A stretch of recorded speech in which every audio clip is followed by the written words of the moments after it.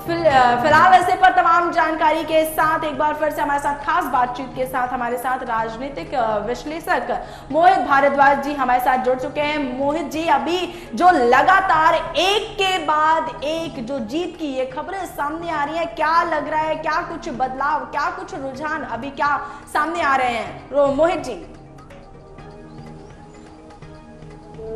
जैसे कल परसों 2 दिन से जो पोल आ रहा था और आज बिल्कुल कितना दोनों में बड़ा फासला है और ये जनता ने जो वोट दिया है इस बार बहुत सोच समझ के और सूझबूझ से वोट दिया है। तो अभी ये कहना, क्योंकि देखिए बॉर्डर लाइन पर है, एनडीए भी बॉर्डर लाइन पर है और इंडिया भी 225+ हो चुकी है। तो देखते हैं अभी घंटे 2 घंटे के अंदर दोनों का अभी पता लग ही जाएगा। लेकिन इस बार जनता ने अपनी नाराजगी तो जाहिर कर ही दिया, ये आप देखिए। मोहित जी, जिस तरीके से रुझान सामने आ रहे हैं और अगर राष्ट्रीय राजधानी दिल्ली की बात की जाए तो देखिए दिल्ली में एनडीए जो है वो लगातार 7 सीटों पर आगे बढ़त बनाए हुए है, जबकि इस तरह के कयास लगाए जा रहे थे। एग्जिट पोल में भी तस्वीरें इस तरह सामने आ रही थी। यही माना जा रहा था कि इस बार आम आदमी पार्टी के चलते महा इंडिया गठबंधन को यहाँ पर राष्ट्रीय राजधानी दिल्ली में फायदा मिल सकता है। तो क्या कहा जाए इस चुनावी रुझानों पर? अभी देखिए, अभी आपने देखा ही सुबह कई सीटों पे जो इंडिया गठबंधन के हैं कैंडिडेट वो आगे भी थे और ऊपर नीचे चल रहा है। अभी कुछ क्या होता है, विधानसभा खुलती है, कुछ विधानसभा जो होती है प्रो होती है, कोई बीजेपी प्रो होता है, कोई कांग्रेस प्रो होता है, कोई आप प्रो होता है। तो इस तरह के जो विधानसभा वाइज वोट जब खुलते हैं तो वोट ऊपर नीचे होते रहते हैं, अप एंड डाउन होते हैं। अभी मुझे लगता है जल्दी होगा अभी कहना कि क्या होगा, और मुझे उम्मीद है कि गठबंधन जो इंडिया गठबंधन है इसकी सीट भी इस बार खाता खोलेंगे दिल्ली के अंदर। बात की जाए एनडीए की, तो एनडीए की जो पहली जीत हुई है वो गृह मंत्री अमित शाह की तरफ से हुई है। गृह मंत्री अमित शाह 5 लाख वोट से, लगभग 5 लाख वोट से गांधीनगर सीट से जीते हैं। तो एक तरफ भारतीय जनता पार्टी को ये एक बड़ी खुशखबरी, हालांकि कई वोटें उनको कमे, मतलब कई वोटों में कमी भी देखी गई है भारतीय जनता पार्टी या यूं कहें एनडीए की तरफ, लेकिन जो ये पहली जीत गृह मंत्री अमित शाह को और इतने ज्यादा आंकड़ों में जीत हासिल हुई है गृह मंत्री अमित शाह को, क्या कुछ कहना चाहेंगे? आखिर क्या संदेश दे रहे हैं?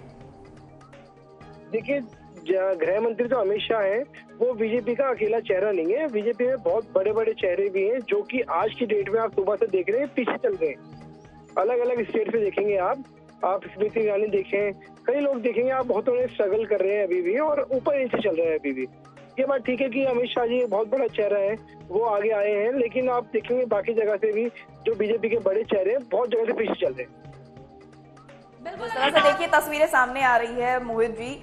लगातार बीजेपी जो आंकड़े को 400 पार का आंकड़ा दिया था, नारा दिया था, माफ कीजिएगा, बीजेपी ने 400 पार का नारा दिया था और लगातार महा इंडिया गठबंधन है उन्होंने भी नारा दिया था 292 सीटों से ज्यादा हासिल करने का। क्या लगता है कौन अपने नारों पर, अपने दावों पर कितना काबिज हो पाएगा? क्योंकि बात अब सिर्फ दावों की नहीं बल्कि बहुमत के आंकड़े को छूने तक की हो गई है। तो क्या लगता है कौन किसको कितनी टक्कर दे पाएगा इस बार?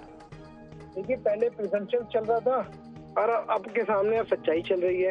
अब काउंटिंग के समय आप देख पा रहे हैं कि अभी 300 भी पार नहीं हो पा रहे हैं। 300 पार करना ही मुश्किल हो रहा है, 400 तो बहुत दूर की बात है इस समय एनडीए के लिए। और बाकी जो इंडिया गठबंधन है वो आप देख रहे हैं कि धीरे धीरे किस तरह से राइज कर रहा है। ये इस बार का जो इलेक्शन का रिजल्ट आएगा बहुत नेक टू नेक रिजल्ट रहेगा। बहुत कई सारी सीटें ऐसी होंगी जहाँ पे मार्जिन बहुत ज्यादा बड़ा नहीं होगा, जैसे पहले लाखों में हुआ करता था। इस बार मुझे ऐसा लगता है कि वो चंद हजारों का डिफरेंस रह जाएगा, ज्यादा बड़ा मार्जिन नहीं रहेगा।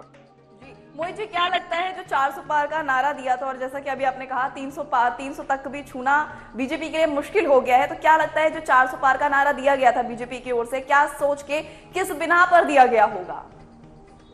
ये एक जो नीचे कार्यकर्ता होते हैं और जो सर्वे पार्टी होती हैं, जो सर्वे करती हैं, जिनको कंपनियों को सर्वे का देते हैं, और जो जिस तरह से इस समय देखिए जो हमारे प्रधानमंत्री साहब ने जिस तरह से सब चीजें हायर करी हुई हैं, तो उसके अंदर 400 पार का आंकड़ा, क्योंकि जो आका बोलते हैं आका के कहने पे चलना पड़ता है, और जो नीचे बहुत सारे लोग होते हैं जो जवाब देने में थोड़े घबराते भी हैं, तो इसलिए 400 पार का इन लोगों ने लेके टारगेट बोला है, सब जगह मार्केट में उड़ाई है। लेकिन ये तो एग्जिट पोल भी 400 नहीं दिखा रहा था, और आज आपने देख ही लिया जब मतगणना शुरू हो चुकी है और आधी हो भी चुकी है, तो वहाँ देख लीजिए आप ये 300 भी नहीं छू पा रहे हैं। कुछ ही देर में चुनावी रुझान जो है अब नतीजों में तब्दील हो जाएंगे। क्या कुछ रिजल्ट रहने वाला है वो कुछ ही देर में पता लग जाएगा। लेकिन बीजेपी के जो द्वारा दिया गया नारा है वो लगातार सुर्खियों में बना हुआ है और उसी से ही लगातार सवाल भी उठाए जा रहे हैं, क्योंकि बीजेपी ने जहां एक तरफ नारा दिया 400 पार का, तो वहीं वाराणसी में नारा दिया था 10 लाख पार होने का, जहां से प्रधानमंत्री नरेंद्र मोदी चुनावी मैदान में भी हैं। क्या लगता है 10 लाख पार पर पहुंच पाएंगे प्रधानमंत्री नरेंद्र मोदी? देखिए, ये तो आप भी देख पा रहे हैं और हम भी देख पा रहे हैं, मतगणना के हिसाब से तो नहीं पहुंच पा रहे हैं और देश के यशस्वी प्रधानमंत्री हैं और पहुंचेंगे तो अच्छी बात है। मुझे उम्मीद नहीं है, क्योंकि जब 400 पार नहीं हो पा रहा तो इस बार ये 10 लाख पर आंकड़ा भी मुझे लग नहीं रहा।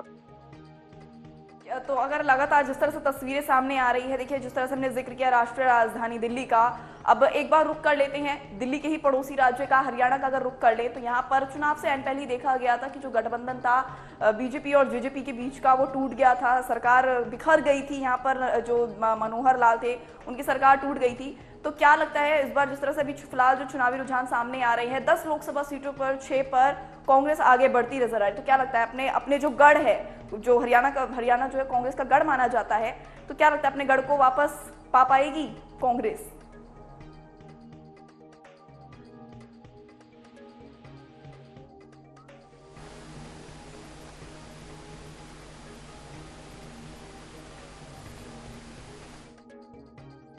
आपने हरियाणा की बात करी, लेकिन मैं उत्तर प्रदेश की बात भी बीच में लेके आ रहा हूँ, क्योंकि आपने देखा कि उत्तर प्रदेश के ऊपर बीजेपी को बहुत ज्यादा कॉन्फिडेंस था कि यहाँ पर 60+ सीटें आएंगी और आप हालात देख ही रहे हैं कि किस तरह के हालात चल रहे हैं।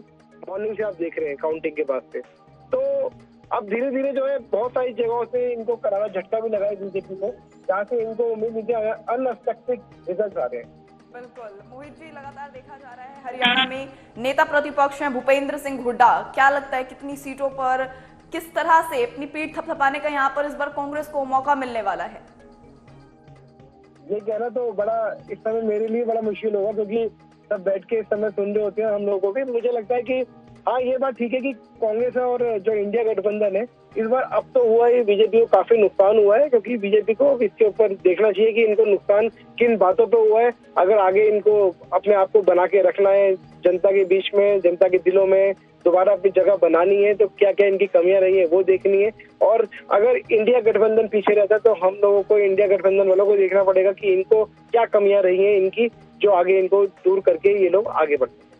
सोचने वाली बात है मोहित जी। देखिए जहां एक और हम आपसे चर्चा कर रहे हैं, तमाम बातें कर रहे हैं, तमाम बिंदुओं पर बात कर रहे हैं, आज चुनावी रुझान, चुनावी नतीजों का दिन है, तो वहीं दूसरी ओर हमारी नजर बनी हुई है हर खबर पर जो सामने आ रही है चुनावी रुझानों से जुड़ी हुई, चुनावी नतीजों से जुड़ी हुई। तो अब ये जानकारी अमेठी से भी सामने आ रही है, जहां पर लगातार ये देखा जा रहा है, देखिए सुबह के रुझानों में तो देखा गया था यहाँ पर स्मृति ईरानी जो है वो आगे बढ़त बनाई हुई थी, लेकिन अब देखा जा रहा है लगातार जो स्मृति ईरानी है वो पिछड़ती हुई नजर आ रही है और केएल शर्मा आगे बढ़ते नजर आ रही हैं। तो सवाल दो है कि क्या लगता है जो कांग्रेस ने नए चेहरा खड़ा किया है, क्योंकि हर बार ये पारंपरिक सीट रही है, कांग्रेस का ही कोई परिवार का सदस्य इस सीट पर खड़ा हुआ है, लेकिन इस बार अपने परिवार से हटकर किसी दूसरे को इस सीट की जिम्मेदारी सौंपी गई है, केएल शर्मा को सौंपी गई है।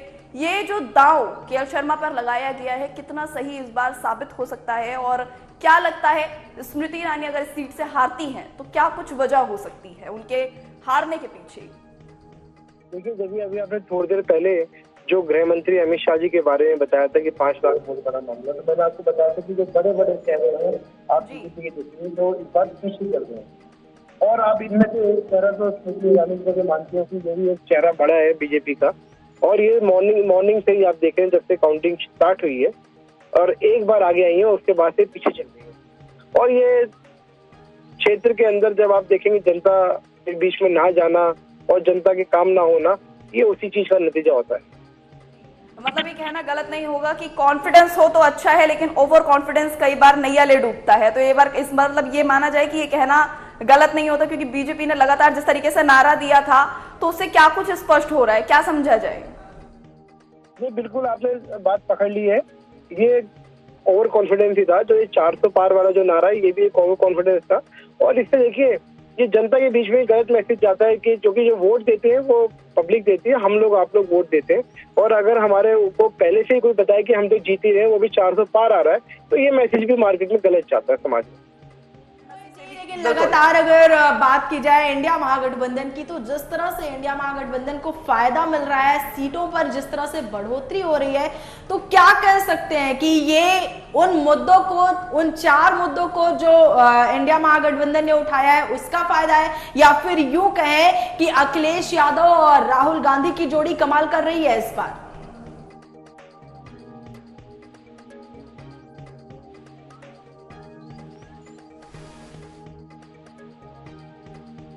तमाम जानकारियां हम तक पहुंचाने के लिए, हमसे जुड़ने के लिए, खास बातचीत के लिए आपका बहुत बहुत शुक्रिया मोहित।